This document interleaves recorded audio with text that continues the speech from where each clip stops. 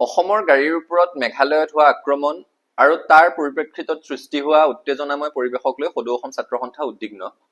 মেঘালয়ত যি ধৰণেৰে অসমৰ পৰা যোৱা গাড়ী ভাঙি পেলোৱা হৈছে, যি ধৰণেৰে আক্ৰমণ চলোৱা হৈছে, গোটেই ঘটনাটো গৰিহণাযোগ্য আৰু তাত জড়িত থকা দোষীয়ে কঠোৰ শাস্তি পাব লাগিব। এই কথাত কোনো যদি কিন্তু পৰন্তু থাকিব নোৱাৰে। মেঘালয় চৰকাৰ, অসম চৰকাৰ এই ক্ষেত্ৰত উদ্যোগ ল'ব লাগে। সদৌ অসম ছাত্ৰ সন্থা টুৰিষ্ট ট্ৰেন্সপৰ্ট এছ'চিয়েশ্যনৰ সৈতে আমি যোগাযোগত আছো। তেওঁলোকেও আমাক অৱগত কৰিছে যে এই ধৰণৰ ঘটনাই কি ধৰণেৰে পৰ্যটন উদ্যোগটোৰ ব্যাপক ক্ষতি কৰে। আমি কিছুদিনৰ আগত অৰুণাচল প্ৰদেশত দেখিলো সীমা বিবাদক লৈ 11জনকৈ অসমীয়া মানুহক গুলীওৱা হৈছে। কালি মেঘালয়ত দেখিলো তেওঁলোকৰ কিবা নিজৰ আন্দোলন চলি আছে আৰু তাৰ পৰিণতিত অসমৰ পৰা যোৱা গাড়ী ভাঙি চুৰমাৰ কৰা হৈছে। চুবুৰীয়া ৰাজ্যসমূহৰ অসমৰ প্ৰতি, অসমৰ মানুহৰ প্ৰতি হঠাৎ বৃদ্ধি পোৱা এই আক্ৰোশক লৈ আমি ছাত্ৰ সন্থা উদ্বিগ্ন। অসম চৰকাৰে গোটেই বিষয়টো গুৰুত্ব সহকাৰে ল'ব লাগে। অসম চৰকাৰ, মেঘালয় চৰকাৰ, দুয়োখন চৰকাৰৰ মাজত আলোচনা হ'ব লাগে। দুয়োখন চৰকাৰে নেতৃত্ব গ্ৰহণ কৰিব লাগে যাতে শংকামুক্ত পৰিৱেশত পৰ্যটন উদ্যোগটো আগবাঢ়ি যায় তাৰ ব্যৱস্থা গ্ৰহণ কৰিব লাগে। এনেকুৱা ঘটনা দুবছৰমান আগতেও আমি দেখিছো যেতিয়া অসমৰ পৰা যোৱা গাড়ীসমূহ ভাঙি পেলোৱা হয়। অসমৰ মানুহে আমি সংঘাত নিবিচাৰো, কিন্তু সকলো ক্ৰিয়াৰে এটা প্ৰতিক্ৰিয়া থাকিবই, সেইটো স্বাভাৱিক। আৰু এই ক্ষতিটো অসমৰ যিমান হয় তাতকৈ বেছি মেঘালয়ৰ হয়। কাৰণ পৰ্যটন উদ্যোগটোক কেন্দ্ৰ কৰি, বাহিৰৰ পৰা যোৱা পৰ্যটকসকলক কেন্দ্ৰ কৰিয়ে মেঘালয়ৰ অধিকাংশ লোকৰ জীৱন জীৱিকা চলি আছে।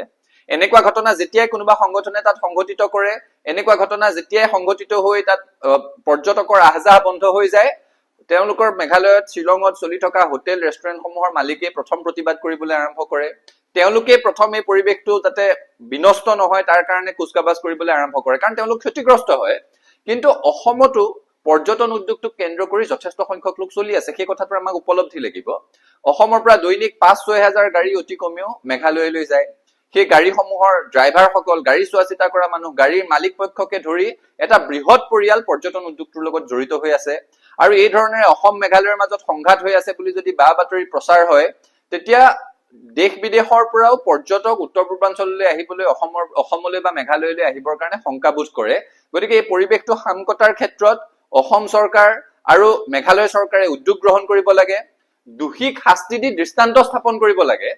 এই ধৰণেৰে গাড়ী ভাঙি থাকিব, তাৰপিছত আলোচনা হ'ব, পৰিৱেশটো আকৌ কিছুদিনৰ কাৰণে চিজিল হ'ব, দুবছৰমানৰ পিছত পুনৰ গাড়ী ভাঙিব।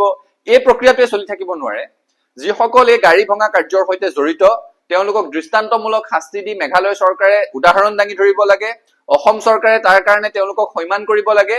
আৰু তাৰ পাছত আলোচনাৰ মাজেৰে দুইখন ৰাজ্যৰ মাজত যাতে পৰ্যটন উদ্যোগটো ভালদৰে চলি থাকে, দুইখন ৰাজ্যৰ মাজত যাতে ৰাইজৰ মাজত কোনো ধৰণৰ সংঘাতৰ সৃষ্টি নহয়, ৰাইজৰ মাজত বুজা পৰাৰ অভাৱ নহয়, তাৰ কাৰণে দুইখন চৰকাৰে উদ্যোগ গ্ৰহণ কৰিব লাগে। সদৌ অসম ছাত্ৰ সন্থাই উত্তৰ পূৰ্বাঞ্চল ছাত্ৰ সংগঠনৰ অংশ হিচাপে খাচী ছাত্ৰ সন্থাৰ সৈতেও আমি এই ক্ষেত্ৰত আলোচনা কৰিম।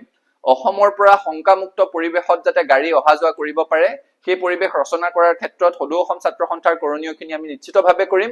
কিন্তু ইয়াত উদ্যোগ মূলতঃ গ্ৰহণ কৰিব লাগিব অসম চৰকাৰ, মেঘালয় চৰকাৰ। অসমৰ প্ৰতি মেঘালয়, অৰুণাচলকে ধৰি চুবুৰীয়া ৰাজ্যৰ এই ধৰণে আক্ৰোশ বৃদ্ধি পোৱাটো কোনো কাৰণত ইতিবাচক কথা হ'ব নোৱাৰে। অসম চৰকাৰে কথাটো গুৰুত্ব সহকাৰে লওক।